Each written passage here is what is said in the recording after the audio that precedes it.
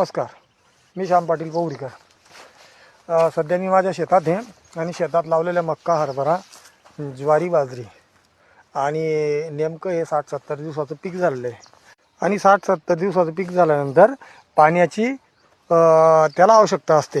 पाण्याची आवश्यकता पाहता आपल्या इथं मागचे 3 दिवस लाईटच टिकली नाही, काहीतरी अडथळे होते, अडचणी होते। आपल्याला कोणाचं हे नाही, विषय फक्त एवढाच आहे, काहीतरी फाटे वगैरे ओपन करून लाईट चालू आहे। त्याच्यापेक्षा कुठेतरी जॉईन करून अशी पाहिजे तेवढी वीज जर भेटली तर पिकांचं नुकसान होणार नाहीत।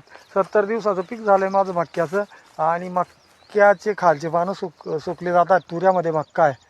तर माझी विनंती आहे, MSCB अधिकारी वर्ग, वायरमन वर्ग, जे अधिकारी असतील त्यांना विनंती की लाईट सुरळीत चालू द्या, जेणेकरून मागच्या सीझनमध्ये झालेलं नुकसान भरून निघेल आणि शेतकऱ्याला सपोर्ट भेटेल।